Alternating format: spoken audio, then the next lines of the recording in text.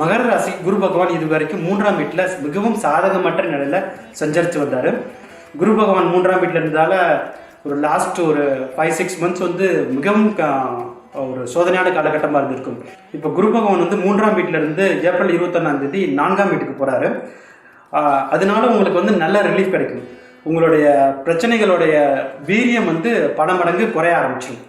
உங்களுக்கு ஏதாவது health problem ஏதாவது சீரியஸாக இருந்ததுன்னா அதனுடைய அந்த வீரியத்தன்மை குறைஞ்சி ஒரு நல்ல ஒரு ட்ரீட்மெண்ட் கிடைக்கும். தேக ஆரோக்கியம் படிப்படியாக முன்னேற ஆரம்பிக்கும்.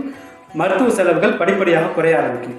குடும்பத்தில் இருக்கவங்களோட நீங்கள் கூடி பேசி பிரச்சனைகளை வந்து சரி பண்ண முடியும். உங்களுடைய வாழ்க்கை துணைவர் மற்றும் குழந்தைகளோட சப்போர்ட் வந்து உங்களுக்கு இந்த பீரியடில் கிடைக்கும். சுபகாரியங்கள் ஏதாவது நடத்தணும் அப்படின்னா இந்த பீரியடில் நீங்கள் நடத்தலாம். ரொம்ப ஒரு பாதிப்புகள் ஒன்றும் வந்துடாது. ஏன்னா குரு 4ஆம் வீட்டில் இருக்கிறது வந்து சுப செலவுகள் வந்து பண்ணுறதுக்கு ஒரு உகந்த நேரம் தான். வேலை பார்க்குறவங்களுக்கு வந்து ஒர்க் ப்ரெஷரும் டென்ஷனும் வந்து பல மடங்கு குறைஞ்சிரும். ஒர்க்